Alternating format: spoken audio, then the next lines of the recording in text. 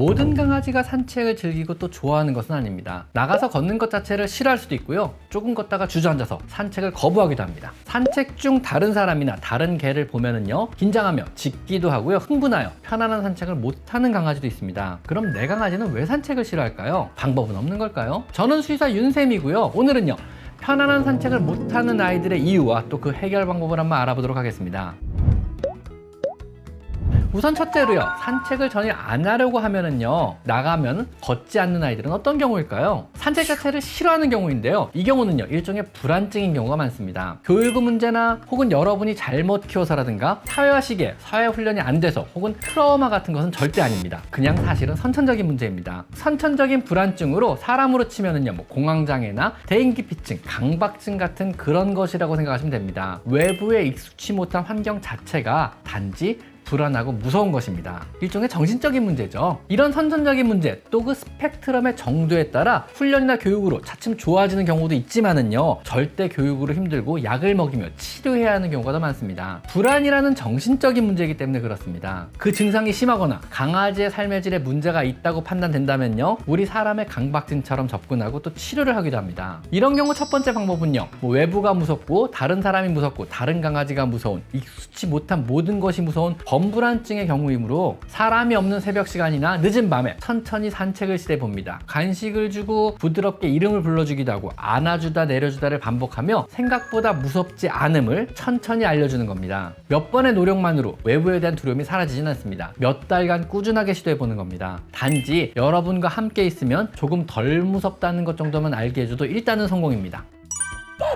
두 번째는요, 첫 번째 시도로 만약에 힘들다면은요, 그 증상이 심각하다고 보고 항불안제와 같은 약을 사용해 보는 겁니다. 약을 먹여가면서까지 산책을 시켜야 하냐고 생각할 수도 있겠지만은요, 일단 외부에 대한 두려운 감정이 아이의 삶의 질에 영향을 미친다고 생각한다면은요, 항불안제로 아이의 두려움을 어느 정도 줄여주는 것이 건강한 정신과 삶의 질에 도움을 준다고 생각을 하셔야만 하는 겁니다. 약을 먹이고 새벽 시간에 가벼운 산책을 반복해 보는 겁니다. 6개월 정도 꾸준히 하다가 익숙해진다면은요, 약을 한번 끊어보는 겁니다.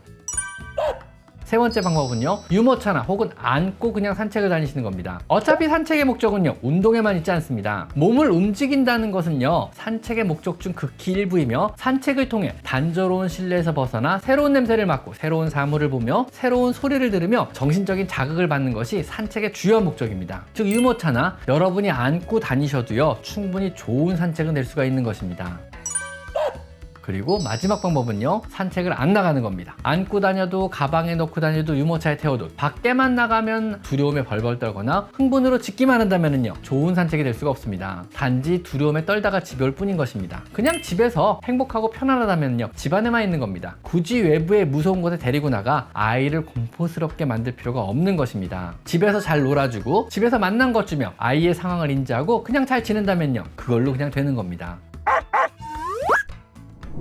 두 번째는요, 산책을 나가긴 하는데 다른 사람이나 강아지만 보면 짖고 흥분한다면요, 이때는 어떻게 해줘야 할까요? 역시 산책 중 강아지가 지나치게 흥분한다면요, 좋은 산책이 될 수 없습니다. 산책의 주요 목적은요, 역시 운동이 아닌 새로운 것에 대한 정신적인 자극인데 흥분을 해버린다면요, 이 부분은 이미 엉망이 돼버립니다. 산책 중 여러분이 짖지 말라고 소리를 지르고 강아지는 짖고 흥분을 더한다면요, 그야말로 엉망진창인 산책이 되고 맙니다. 최선의 방법은요, 다른 사람이나 개를 안 만나게 피해서 산책을 하는 겁니다. 이게 사실 성격적인 부분이나 혹은 불안증 같은 요인이 작용하여 다가오는 대상에게 자신과 여러분으로부터 떨어지라고, 멀리 가라고, 다가오지 말라고 경고를 하며 짖는 거거든요. 혹은 잘못된 접근을 시도하려고 하는 것입니다. 교육이나 훈련으로도 사실 참 어려운 경우입니다. 두렵다는 본능적인 감정은요, 교육이나 훈련으로 극복이 잘 안 되는 거거든요. 귀신 잡는 해병대를 나와도 귀신은 여전히 무서운 것과 같은 원리며, 바퀴벌레가 나를 잡아먹지 않는 걸 알아도 여전히 바퀴벌레가 무서운 것과 같은 원리인 것입니다. 그냥 피하는 것이 최선의 방법입니다. 다가오는 대상들로부터 강아지를 물리적으로 거리를 벌리고 사람이 잘 없는 곳으로 다니고, 혹시라도 사람이나 다른 개를 만나면요, 강아지가 흥분하기 전에 이름을 부르거나 안아주시거나 혹은 맛있는 간식을 주거나 해서 주의를 돌려 흥분하지 못하게 해주시는 것이 최선입니다. 강아지가 산책을 편하게 하지 못하고요, 또 주의를 경계하며 긴장을 하는 것은요, 절대 여러분의 문제는 아닙니다. 여러분이 교육을 잘못 시켜서도 아니고요, 여러분의 리더십에 문제가 있어서 절대 아닙니다. 강아지의 선천적인 경계심이나 두려움 혹은 사냥과 같은 본능적인 문제인 것입니다. 세 번째 경우로요. 산책은 잘하는데 산책 중 자꾸 주저앉는다면 어떻게 해줘야 할까요? 작은 강아지나 나이가 많은 노령견이라면요 아마 지쳐서 그런 걸 겁니다. 시츄나 불독, 허그 같은 아이들은요 원래 체력이 좋지 못합니다. 조금만 걸어도 헉헉거리며 힘들어하는 것이 당연합니다. 저처럼 저질 체력인 거죠. 조금 쉬다가 다시 산책을 시도하거나 그냥 안아서 산책을 마무리해 주시면 됩니다. 진돗개나 웰시코기 같이 체력이 충분한 아이들이 중간에 주저앉는다면요 아마 놀자고 하거나 더 걷기 싫거나 간식을 달라고 하는 것일 겁니다. 역시 잠시 쉬었다가 간식을 주고 그냥 천천히 걸으면 그뿐입니다. 다시 말하지만은요 산책의 목적은요 최대한 먼 거리를 간다거나 빨리 달린다거나 하는 운동이 아닌 단조로운 실내에서 벗어나 새로운 냄새를 맡고 새로운 것을 보고 새로운 소리를 듣는 뇌에 자극을 주는 그런 행동입니다. 우리가 드라이브를 하거나 영화를 보거나 사람들과 이야기를 하는 것과 같다고 생각하시면 됩니다. 얼마나 걸었냐가 중요하지 않고요. 얼마나 다양한 냄새를 맡았고 또 얼마나 다양한 것을 보고 다양한 다른 소리를 들었냐가 더욱더 중요한 것입니다. 다채로운 산책 코스를 다니시고요. 천천히 충분히 냄새를 맡게 해주시는 것이 중요합니다.